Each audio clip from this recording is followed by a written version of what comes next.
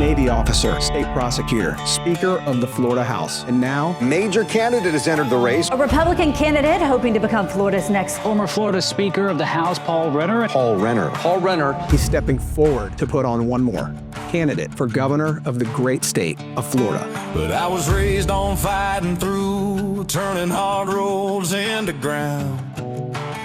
And I'm not going to ever be your social media celebrity. I'm not going to be a bomb thrower, but don't mistake that for lack of courage. I'm a real guy. I'm just a guy, dad, who wants what other dads want. Who do we trust to defend our conservative wins? I want to see limits on local government. Florida has always come out more resilient. Look at three things. Who can you trust? Who's got the leadership background? And who's delivered results? I don't talk, I just get it done. As governor, I would speak on social media, and I think it strips our humanity. It doesn't have the eye-to-eye contact you and I are having. We're having a conversation, like a human conversation. Social media is friends that aren't real friends. It's nothingness. I've helped build the Florida we have today, and I can defend it, but also address the challenges we have in the future. We get it done. If you believe, as I do, that we're created by a loving God, a just God, it allows me to act in politics with courage. I know it's my anchor. He's the son of a minister and a school teacher, which means faith and education aren't just talking points for him. We the people. Why you quiet? It's time to stand up for the truth. And they coming for our kids, so who gon' stand up for the youth? And we know we win because Yeshua is the proof. We the people like Gates Garcia, so that's no excuse. Today on We the People, we sit down with a man who has worn just about every uniform you can imagine. Navy officer, state prosecutor, Speaker of the Florida House. And now he's stepping forward to put on one more candidate for governor of the great state of Florida. Paul Renner is not your typical politician. He's the son of a minister and a school teacher, which means faith and education aren't just talking points for him. They're part of his DNA. He's an older dad raising a 5-year-old and a 3-year-old, which means every decision he makes isn't just about winning the next election. It's about the kind of Florida his kids and yours will grow up in. This is a man who broke a junior high school record running the mile in 4 minutes and 54 seconds, who's lived through socialism in Venezuela, who's traveled across South America with the Navy Reserves, and who's fought for law and order as a prosecutor right here at home. He's been tested in the courtroom, in the military, and in the rough and tumble world of Florida politics. But today isn't about resumes. It's about what makes Paul Renner different. Why is he willing to step into the arena when most people run the other way? How does his faith guide him? How does being a dad late in life change his perspective? And what does it mean to him to defend freedom, not as a slogan, but as a promise to every Floridian who calls this state home? We're going to get into all of that, from his views on vaccines and cultural flashpoints like pride crosswalks, to his vision for family, for community, and for the future of Florida. By the end of this conversation, you won't just know Paul Renner, the candidate. You'll know Paul Renner, the man. This is We the People, and this is Paul Renner. Paul, thanks for joining us. Great to be with you, Gates. Now, I call you Paul because you're a man of many titles, Speaker of the House and whatnot, candidate for governor. But I said, how would you like to be addressed on this? And you said, well, Gates, I'm Paul. Yeah. So I'm going to take your guide and go with that. But out of much respect, there are many things that we could refer to you as, and perhaps one day we'll be referring to you as Governor Renner. All right, so let's sort of start with your background so we can give my audience a perspective of who this man is sitting across from me. You served in the Navy Reserves, you were a state prosecutor, and you were ultimately Speaker of the Florida House. Most would say you've lived sort of a full life of career service. Why step into this race for governor now? What's driving you at this stage of your life? Yeah. Well, look, I am the father of young children, 5 and 3, and so the future is always on your mind as a father. And where we go as a state, you see how much leadership matters. The governor's done a fantastic job these last 7 years, but unless we have a leader who will lean in where he doesn't have to, as this governor has, we'll take a step back, and I don't want to see that. This state's too important. I was a key part as a legislative leader of building what we would call the DeSantis legacy, at least from the legislative standpoint. Big conservative wins, but also big wins for every Floridian, which we can talk about. And so I don't want to see us go back an inch on that, but we also have challenges, and I believe that with the background I have in leadership, a lot of leadership under pressure and delivering results, that I'm the guy that can handle that.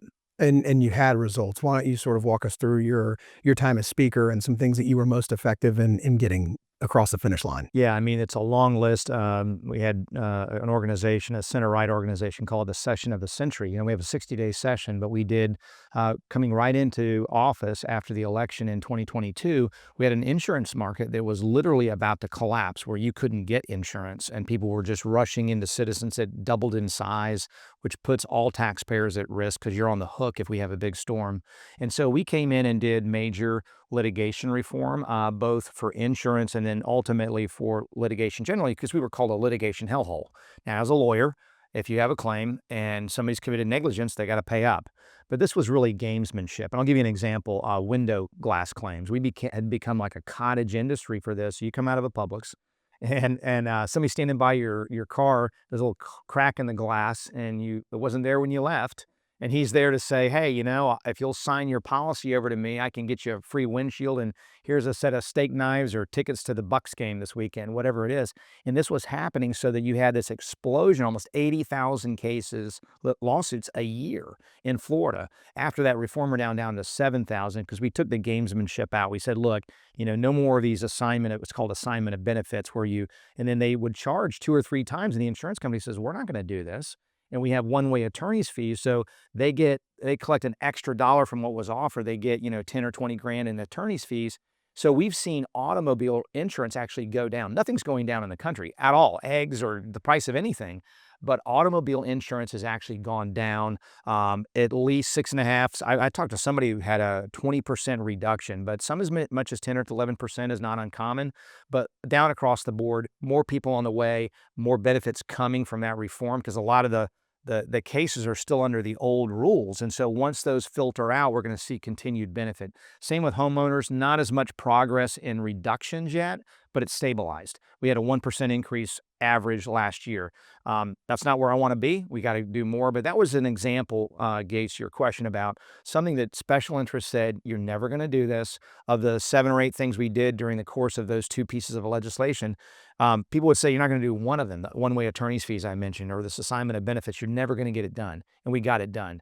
And the way you do that is through strong leaders. You got to work with people. You got to figure out how to overcome those differences with the Senate and the governor and make sure it happens. We made it happen. Well, Paul, I applaud your work, but I can certainly empathize as someone whose 2 favorite things might be a Publix sub and the Tampa Bay Buccaneers. They might have caught me in a weak moment, okay? But I applaud the work you're doing to bring the price of things down in our state, because not a lot of other people are doing that in politics.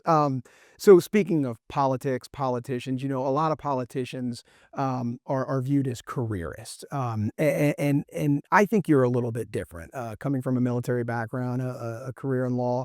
How does that background and the experience that it afforded you set you apart, not just from the typical politician, but who you're going to be up against in this race? Yeah, I think it's a couple things. It is having been in 2 wars, and I was on active duty in that first, and then in the first war, Operation Desert Storm, was an active duty surface warfare officer, so on a ship, going through mine-infested waters. We did mine destruction operations as a boat officer. I'd take the EOD team out. We'd go out and they'd blow up these mines where the ship stood off a ways in case something bad happened. It'd be us, not the whole ship.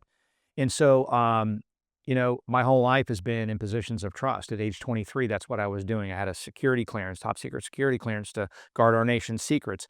Fast forward all the way through as a prosecutor, standing up for victims, going after violent criminals, and then as Speaker of the House. But really, during that military period, I would say, when I went to law school, kids were freaking out about their law school exams and all that. It's like, nobody's shooting at me. Nobody's firing mortars at you. It's okay.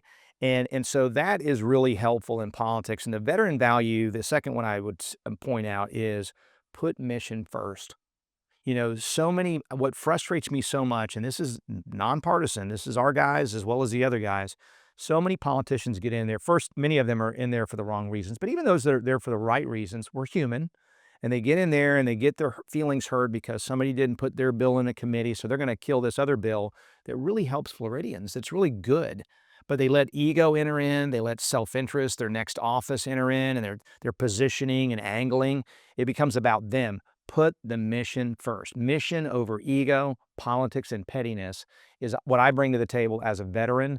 And I've seen it with my colleagues. There's not a lot of us, but there's 10 or 15% of us. And that's the right way to do politics, is focus on making people's lives better. That's what we hired you to do. It's what we voted on for you to do. And that's what I'll do as governor.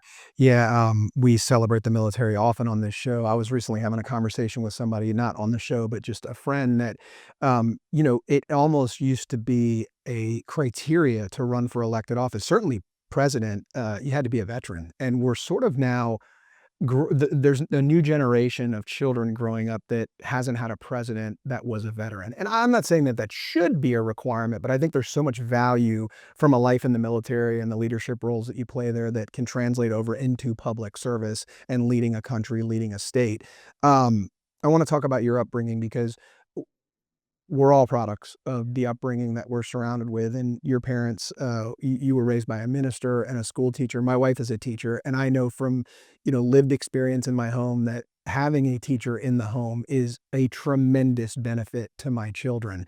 Minister, I mean, that speaks for itself. You're surrounded by faith on a daily basis. So how did growing up in that household shape the values that you have and your approach to leadership today? Yeah, I joke that God must have known I needed extra instruction to put me with a minister and a teacher. Like this guy, he's hopeless unless we put him in a really safe environment. A lot of instruction. So it was it was a wonderful upbringing, kind of middle class America. I mean, my dad, I remember, and didn't get paid a lot of money. We weren't poor, but we were not anywhere near upper middle class or anything like that. To the point where people would come to the door and say, "Hey, prayed about it," and God just told me to bring you $100. We needed that $100 at the end of the month. I remember that growing up. Deep faith, honesty, hard work still matter. The importance of family. My mom was as many moms are, uber protective of her children, her husband, of the home as a unit, which is so important. It's really the beginning, the original form of government. You can go back to Aristotle. And so that was that kind of upbringing, but it was a lot of sports. My dad coached me in baseball, and I played soccer, cross country, track, even a year of football. I'm not a big guy, but a lot of sports growing up. It was just a perfect upbringing, really. And so any good that's come out of my life, I give them credit. Yeah, and I think the faith piece is so important because the country right now is in a dark place. Now, I'm an eternal optimist. I do believe this is the greatest country in the world. I do think that we can shine more light than we can create darkness, but there are dark forces in this world. And I'm going to put you on the spot a little bit. We talked a little bit before this, but I didn't specifically ask you about this. We're recording this, fresh off the assassination of Charlie Kirk. And, I'm 40, I'm not 80. I didn't live through the civil rights movement, but in my lifetime, this is sort of the most division I've felt, the most I've seen. We can talk about what contributes to that.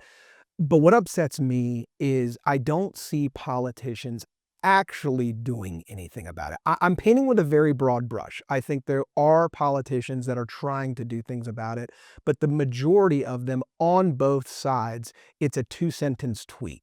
Thoughts and prayers, we don't condone this, and then the news cycle catches on and we're off to the next thing. I want to ask you and put you on the spot and say, what would you actually do from a policy standpoint, from a leadership standpoint? What can you do as a governor to fix some of this divisiveness and bring the tone down and the temperature down in this country? Well, I mentioned our litigation reform as an example of things people said couldn't be done. Another really important one in the second year was social media for kids, and protecting them, not just from social media platforms that are addictive and driving them into a dark place, but also from online pornography, which is driving them into a dark place.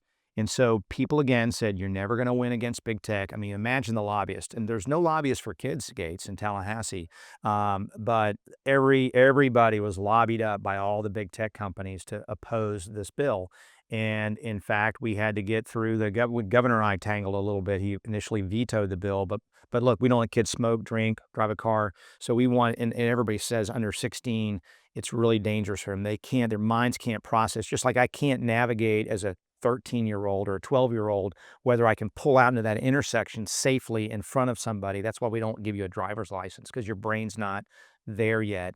And so kids are suffering like that frog that gets boiled 1 degree at a time and doesn't know to get out. They don't know to get out. They don't know to step away from the harm. And so we see almost a third of high school women who've contemplated suicide in the last year. Politicians overuse crisis, but this is a crisis. And so the algorithm that we talked a little bit before we got on air is a dumb algorithm. It's an amoral algorithm that takes you to a place that you may be here, but it just amplifies and takes you to a place that's more and more extreme because that's what gets rewarded on social media. I heard the governor of Utah talk about it. I agree. And I think as governor, I would speak on social media, and I think it strips our humanity. I'll say that very directly. And I think that's true for adults too. It doesn't have the eye-to-eye contact you and I are having. We're having a conversation, like a human conversation. When you spend time with your family, that's a rich human experience. The bonds of friendship is a rich human experience. Social media is friends that aren't real friends. It's nothingness, and it takes you to a place where it strips away your humanity. And so for kids, we've got to pull them off of that. Now, I'm not saying pull them off the internet, but where these platforms have addictive features where they monetize that and they keep them on for 8 hours a day, going to sites saying, for example, in this case, that Charlie Kirk is, this kid, and I just saw it on the way over here, he believed he was full of hate and that he was justified. And you have to ask yourself the question, what made this young man think that it was okay to take another life? And you have to examine that. I think there's faith issues involved where we have spirits and souls in my belief. And if you don't have that, you're adrift. And if you don't have that and you're adrift, and then social media is taking you to a place where you don't have that anchor from faith or something else in your life, from friendships, from other strong belief systems, you can go to a very dark, dangerous place quickly. And we have that happening. Sadly, he's not the only one. There are dozens, if not hundreds and thousands that are out there right now that are totally adrift in a dark place. Hey guys, it's Gates. Thanks for tuning in. I'm asking you to like, share, and subscribe to the show. I hear that all the time when I watch and listen to podcasts. And now that I have a show, I know the difference that it makes. It really does boost us in the algorithm. And the better we do in the algorithm, the better guests we're going to get, the better content we're going to be able to produce. This show is not mine. It's yours. So in a way, you're helping yourself. So please like, share, and subscribe. And God bless. Yeah, I think it becomes an outlet. The algorithms are justifying actions like this, and whatever algorithm you get caught up in, that becomes your medium of information, and it begins to justify these things. You see that, oh, there is a crowd out there that identifies with this extremism. I'm not the only one, or there's more of these than I thought. I don't call it social media. To piggyback on one of your points, I call it anti-social media. There is nothing social about social media. My kids are 10, 8, and 4, and we have a rule in our house that when you're talking to an adult, you make eye contact. And social media is stripping kids away from the ability to make eye contact. They don't know how to have human-to-human, face-to-face interaction, as you said, like we're doing right here. I love the car analogy. I mean, a 13-year-old would be a terrible driver of a car.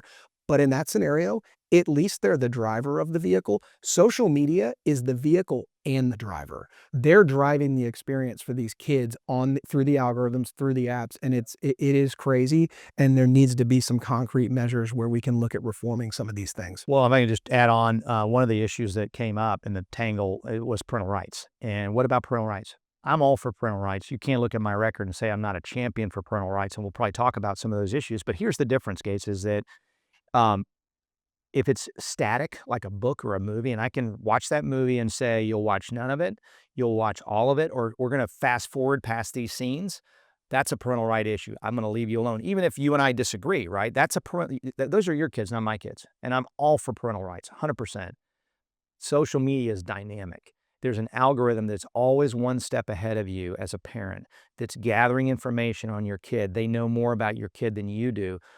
Sometimes in their own, the person knows about themselves, and they're taking that, bundling it up, monetizing it to advertisers, then advertising back to that child, and then just using these addictive features that are becoming a replacement for the kinds of relationships, parents, friends, churches, sports teams that really make us resilient human beings. And so that's all I'm saying. I'm not a mandate guy. I don't believe in government telling parents or anybody how to really live their life. So if you're not a Christian, that's fine. Be whoever you are. That's your choice. It's your free will.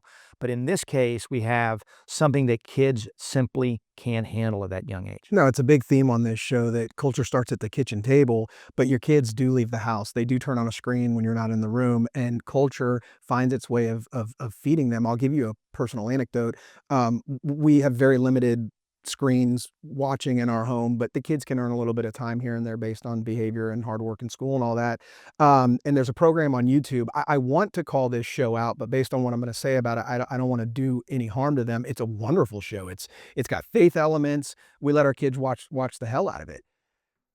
I heard the F word on the screen from the other room the other day, and I came running in. My 4-year-old son is watching it, and I said, "What happened to the show that he was watching?" He says, I watched it, and then this came on next, and it was kids playing video games against each other, saying, "I'm gonna effing kill you," and all this sort of. It was in the algorithm for my child right after a faith-based program, and so we've got to be aware of these things because so many things are happening that parents aren't even aware of. And let's talk about parental rights, Paul, because and look, you told me I could call you an older dad. Okay, I am. you described yourself that way, but you have two young kids, 5 and 3. How has fatherhood sort of shaped the way that you not only see Florida's future, but the way you sort of navigate the political landscape, and how you would govern? Well, I'd like to say it was this way anyway, but it redoubles your focus on a longer time horizon.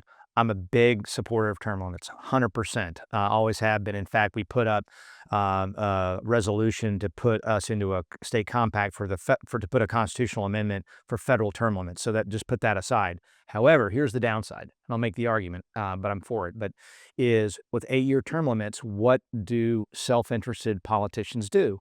They focus on today. It's the expediency of today, not the future, because I'm not going to get credit for what I do today that benefits your kids, my kids, 10, 20, 30, 50 years down the road, because our kids will be alive, God willing, that long. And so that's got to change. And so as speaker, I set up committees that did just that. And I'll be that kind of governor that is saying, hey, what about, and this is not sexy, and I'm a conservative. It's a issue. We've talked a little bit about it, but if it's being pro-life or standing up on things that are controversial, I'm going to stand up. I'm not going to budge. I won't buckle. But we also have to focus on things that aren't sexy, like is our water clean? Are the pipes underneath our house, are they leaching, sewage into our water bodies or in our drinking water? These are things that if you don't get on top of it, it's going to fall apart. We don't want to be the third world. We want to be the first world in Florida. And so making sure we're prioritizing not just the issues that are hot issues, but also the issues 20, 30 years down the time horizon is going to be characteristic of my time as governor. So let's look down that time horizon. This show celebrates faith, family, and freedom. We've talked a lot about faith already. We're sort of navigating the family waters right now. Freedom is sort of the foundation that supports all of this. Societies that have strong families as the backbone are better off economically. Crime rates are lower. Schools are better. So, Paul, what would you do specifically from a governor standpoint to support building strong families in Florida? Well, I think the faith initiative that the governor started is fantastic. I would seek to continue that, even expand it, make sure that civil society, not just churches, but all nonprofits have a greater seat at the table. Government, has to do what they have to do for people in need, but it's much better than you being a number on some bureaucrat's desk, that you're a human being. And so churches can deliver that. Humans can deliver that to humans. And again, this is the antidote to social media is we need more of that and less of the impersonal government, looking after our societal needs. And so I'd like to see that advanced. So we're now blending faith and family. So let's just go back to faith for a minute. So many politicians talk about their faith. I think many are very genuine and very well practitioners of their faith. But, then you have some where it's easy to say, God bless America and pray for us and thoughts and prayers and all that. I want to ask you specifically about your faith. What is it? Talk about it. How does it affect how you lead? Well, to quote Charlie Kirk, I'm nothing without Jesus. And I hope with his passing that rather than drop that banner and drop that flag, I believe the response is going to be positive by a bunch of young men and women who pick up that flag. We're not going to have one Charlie Kirk. We're going to have hundreds of Charlie Kirks. And so, faith is critical, and it drives everything, because if you believe, as I do, that we're created by a loving God, a just God, but a loving God, it drives everything. And so nothing that you do here on earth can be separated from that, really. And so and it allows me to act in politics with courage and without a shred of um, anxiety. I mean, politicians get nervous if I do this and this donor is going to hate me. That's never been the great thing is that, and my wife said, "Look, you're built for this stuff." Is that it's my faith, because I know that if it's an issue of conscience, an issue of morality, and it's okay for you to disagree with me, but for me, I don't sweat the politics aspects of it, because it's just it's a deep, I used that anchor term before. It's my anchor. And it anchors me through the storms. We're all going to face storms. And the question is, who's your anchor in the storm? Yeah, I got wonderful advice one time from a mentor of mine. He said, "My relationship or my reputation is between me and God." We spend a finite time on this earth. We're going to spend a lot more time, eternity in heaven. And I'm worried a lot more about getting to that stage, and how I get to that stage will determine how I live my life and honor the kingdom while I'm on earth. So that moral compass is so key, no matter what profession we're in. But I'd say it's elevated in politics when you're under so much public pressure to affect change and affect good in the world. Speaking of the world, we had the world's #1 survivalist on our show. He's won Naked and Afraid 8 times. He's an animal, and he talked about something on the show that I thought was really interesting. He said that his experience in going to so many different countries gave him a much greater appreciation for the freedoms we have in America. You have very similar experiences. In the Navy, you were all over South America. You went to Venezuela. I think you went to Colombia. What sort of perspective did you glean from being in countries that don't respect and treat freedom the way we do in the United States? Well, I'll jump to Afghanistan, because we've got, a similar, Christian and Western worldview in South America. Great, family values in South America, but Afghanistan, and look, there's people that are obviously good people there too, but you can just see the difference, and the lack of value for life, the way women are treated, that can be killed or tortured for going to school. These kinds of things are just so foreign. I'll go back to Charlie Kirk, because I heard him about 4 months ago. I was at his table and he spoke, and in a smaller setting, he was talking about how pagan cultures, what united them, what was a common theme in all parts of the globe before we connected the globe, was the sacrifice of children. And so, things like that is, we don't realize how important it is and I'm a believer, because of a personal relationship with Christ, but the overlay of Christianity and those values, that's when we stop doing those kinds of things. And the Bible talks about putting your child through the fire. When Judaism came along, it ended that, and Christianity then amplified that throughout the Christian part of the world. Left to our own devices, again, without that anchor, it's a violent, dangerous world. Yeah. So let's talk about individual liberties. There's something that's celebrated ad nauseum on this show. No one appreciates, respects, and wants more individual liberties than myself and my audience. But government plays a role here too. Government can overstep and maybe sometimes not do enough. It's a fuzzy answer, but in Florida we're having pride crosswalks painted over. We're seeing vaccine mandates. A lot of conversations around that. So how do you balance that with not overstepping on the values of a state like Florida?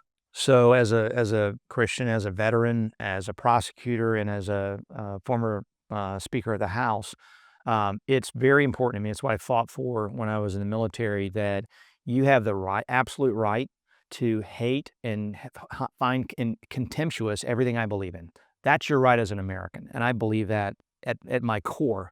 Free speech is very important to me. And what was great about Charlie Kirk is he engaged people that hated him, that hated his viewpoint, to talk to him. And you come out maybe with a changed perspective, but at least you're engaging each other. And so I think that that's something that we've got to return to for sure. I said yesterday on Newsmax that we didn't lose a great conservative in Charlie Kirk. We lost a great American because he went about his business the way you're supposed to. He welcomed dialogue. He literally said, I mean, his whole campus traveling thing was called Prove Me Wrong. I mean, he welcomed debate because somewhere in the middle of two sides is the truth, and you'll never get that truth unless you clash these ideas together. And I think government plays a role in getting out of the way so we can have more conversations like that. Law, order, and justice. You were a state prosecutor. We have sort of lost our way in how we view law, order, and justice in this system. We can talk about the police. We can talk about the judicial system. I'll let you sort of take it anywhere you want, but what's your sort of overall view of where we're at as a country in those areas and where we can sort of right the ship? Yeah. Let me go back just a real quick moment on the individual liberties and my view on higher education. I was very forceful as speaker and will be as governor to continue to deliver reform in higher education, because right now, I saw a clip with Charlie, and the guy was on a megaphone, and he says, "You're proving you already lost the argument because you're trying to basically drown me out." We've got to fix that and make sure that but also I want them to teach Marx. I want Karl Marx to be taught in higher ed, but also alongside Adam Smith. And then ask yourself, okay, when those ideas were put into real life use and application, what happened? Well, in the case of Marx, it's caused poverty, prison, and death. Wherever communism has thrived, it has been absolutely antithetical to human thriving. And Adam Smith, for whatever challenges capitalism has, free markets, has led to people being liberated from poverty. So to the issue of public safety, we can't get there to prosperity and human thriving without public safety. It is the number one function of government. Before we had Congresses, before we had legislatures, we had the county sheriff. And that is because government's role is to protect lives and property and to establish that environment, as we talked about, of liberty, where you can say something or put something on a graffiti wall I don't like, but you have the right to do it. I don't have the right to come in and kill you, as happened this week, because I don't like your viewpoints. That's never okay. And so we have to make sure we're honoring our law enforcement. We're paying them properly. We're taking care of them. We're giving them the training and the resources they need. I did that as speaker. I'll do it as governor, because everything, Gates, flows from that. If you don't have safe streets, then businesses can't thrive. Kids can't safely have a quiet, safe place to learn and do their homework because they're afraid that, some gang is outside. These kinds of things, society falls apart. And if you just look I lived in Jacksonville, and there was this area that was historic and well-to-do, and right beside it was also an area that was historic, but it was a high crime area. Those same two houses, you'd look at comparables, and one's selling for $500, the other one's $100. It's the same house. It's maybe by the same builder 100 years ago, these old bungalows or whatever, but because it was unsafe, nothing could live. Just think of the farming and everything's just dead. And so we have to establish public safety. That's the beginning of human thriving.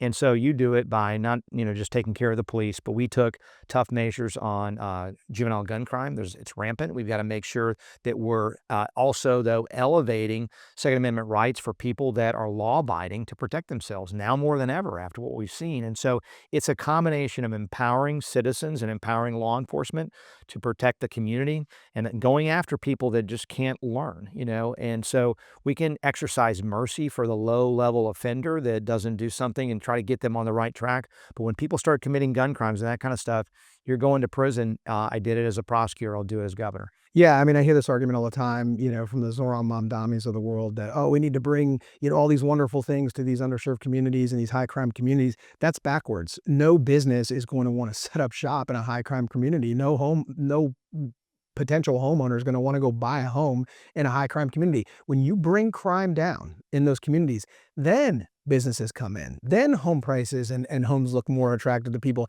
And that's the best way to serve that community that's already there, ridden by crime. You're actually uplifting them in society by getting the crime down in those communities. I wish some of us could sort of flip our mindset on how those things work.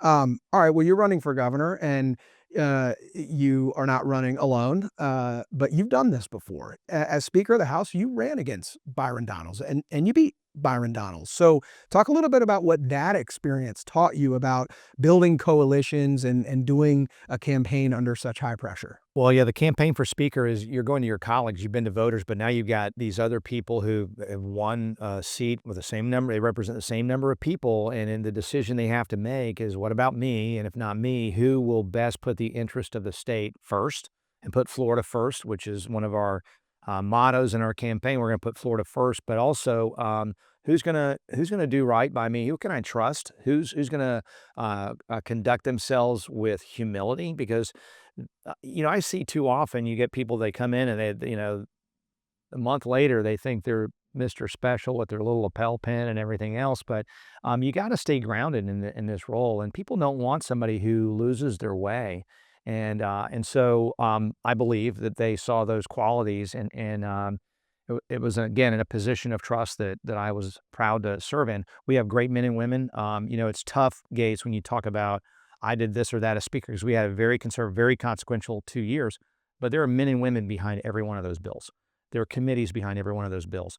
I always want to give credit where credit's due. That's the hard part about being a legislative leader and talking about your successes. Leadership does matter, I can tell you, because you get to decide what goes on the agenda. Some of those bills I mentioned, the two I mentioned, universal school choice was one that was a personal priority to me. It was HB1, to make sure every parent has a right to send their kid to the school of their choice. It's brought competition. It's allowed you to uphold your values that you teach at home, so they're taught in the school of your choice. All these things. So leadership does matter, but also return back. I always wanted to return, and did, as speaker, to give credit where it was due, and lift people up and bring the best out of every member. It's kind of like a head football coach, the job as speaker, and you get to make some call plays, and you get to decide what plays get run in many cases, but the guys on the field do it, and I was proud to serve with them. All right.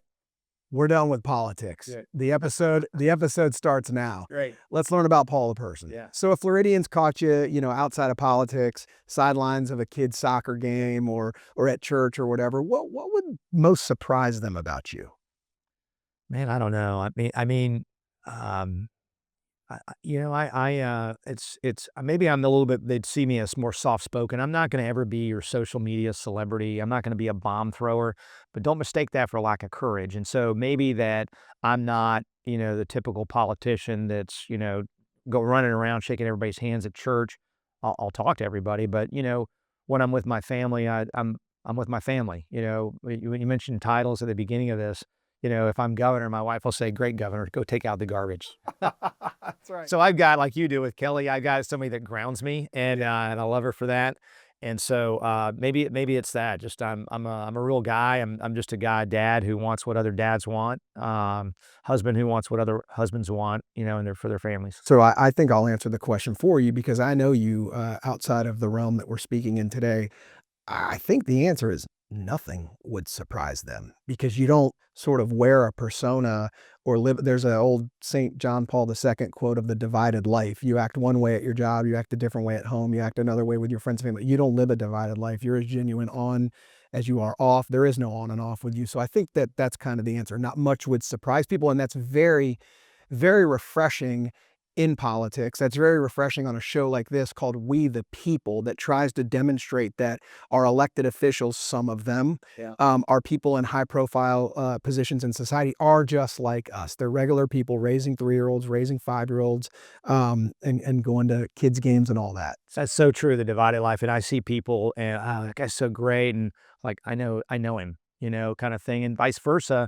Oh, why isn't so-and-so on this issue? I said, listen, wherever this guy is, I know it's based on principle, period. And we have some really good men and women in the legislature. All right, you have a mandatory day off. You are not allowed to do 1 minute of work. Where do we find you? Man, I'm making a cup of coffee. I'm swimming with my kids in the pool somewhere, sitting out. maybe having a glass of wine with my wife in the evening after the kids are at bed, just kicking back. I wouldn't maybe I'm a homebody as I get older, but it's a rich thing, and especially with my schedule now, I'm gone most of the week, talk to my kids on FaceTime or, on the way to school. And so certainly now, if I had a day off, I snuck home on Tuesday night. It added 4 hours of travel time, but it was worth it. It was worth it for my wife and kids, so I'd be home. Paul, so I used to suffer from FOMO worse than anybody, fear of missing out. And it drove Kelly crazy. I had to be at every event and every dinner and all that. And I have morphed into JOMO, joy of missing out. Yeah. And it's funny you bring this up today because we're recording on a Friday, and every Friday I send my wife the same text because I have no idea what we're doing as a family 5 minutes from now. Kelly manages the calendar. She tells me where to be. I'm like a little puppet. And so every Friday morning she gets a text from me. What does the weekend look like and what does tonight look like? And there's usually something. And she texted me this morning and says, we have nothing tonight. And I texted back all these emojis like, hallelujah. We're going to throw a movie on with the kids and crack a beer and just veg out. So I love that. All right. What is a hobby or a guilty pleasure that someone would never guess you have? Guilty pleasure they wouldn't guess is tough. I mean, look, I love food. I love barbecue. I'll never be a vegetarian, so there's that. I love anything off the grill. Love ice cream. The only fight my wife will tell you, we have different versions of it, was over some ice cream. We were I love ice cream. I'm not good at sharing ice cream apparently, but I'm trying to change. I'm trying to change, Gates. So those things, I guess, probably that I love food. All right. So Try to keep the weight off. you don't look like a foodie, so no one's going to reach across the aisle and grab your ice cream. No, don't touch my ice We'll cream. say that. All right. If you could master one skill outside of politics or law or any professional endeavor you've had, what would it be? I wish I could play the drums. I tried a couple times. I can't. Well, I'm glad you didn't steal mine, but mine's the guitar. It's a musical instrument, and if I could just retire today, what I would really enjoy is just going and playing, in some little place, unknown spot, somewhere where they don't mind a bad singer and a poor guitar player, and play tunes and sing my favorite country song. Yeah. Huge country fan here. We've had country artists on the show. All right, Paul Renner, running for governor of Florida. This is your opportunity to give my audience the pitch for why they should vote for you. Yeah, we've talked a little bit about it, Gates, but people talk about this or that, endorsements or whatnot. Ultimately, every voter wants someone they can trust. You talked about the divided life, someone who is the real deal, whose heart's in the right place. So someone they can trust, someone with leadership experience for the third largest state in America. You're interviewing for a CEO position, and a really important one because Florida's always led. And then finally, who can deliver results? At the end of the day, you can talk, we all do interviews, we all make social media posts, we're all going to say we're conservative and we're going to do great things, but who delivers results? And so on all three of those categories, if they look at my record, I've had positions of trust my entire life, from the age of 23 in the military, 20 years, 2 wars, as a prosecutor, as Speaker of the House, as a father. Experience under leadership under pressure. So I am not buffeted by media attacks. They don't bother me at all. I don't know if we all have our superpowers. That's one of mine. I worry about other things with my family and things, make sure they're good. But the issues of political controversy, being shouted at, the media saying nasty, untrue things about me, I am not fazed by that. And I'll operate on principle. And then results is, you look at the receipts. The receipts are there for you. And what I'm going to do as governor is defend this great Florida we've built, this free state of Florida, and make sure that we defend it, every inch of it. But also we have challenges, affordability for people, cost of living. And we talked about insurance. We didn't talk about property taxes. We got to bring those down. All these things, infrastructure for the future, continuing to reform our K-12. And we have 40% of our kids who don't read on grade level. My mom taught me to read. That teacher that taught me to read, that's morally unacceptable. We're going to have to fix those things. And so I will lean in on education, which is the future of our state, the future of our country. I'll make sure we're focused on the future 20, 30 years out, not just during my term and what gets me reelected, but things that I'll do and we'll do together as a legislature that we'll never get credit for, but it's the right thing to do. And so, again, if they want somebody they trust that has experience and can deliver, then I think at the end of the day, we're going to win this race. Well, Paul Renner, we wish you luck on the campaign, and regardless of the outcome, you've already served our country and our state in a tremendous capacity, and we thank you for the bravery and the courage to jump back in the arena on behalf of Floridians. Thanks, Paul. Gates, thank you very much. Appreciate it. We the people. Why you quiet? It's time to stand up for the truth. And they coming for our kids, so who gon' stand up for the youth? Ay, and we know we win because Yeshua is the proof. Ay, we the people like Gates Garcia, so that's no excuse.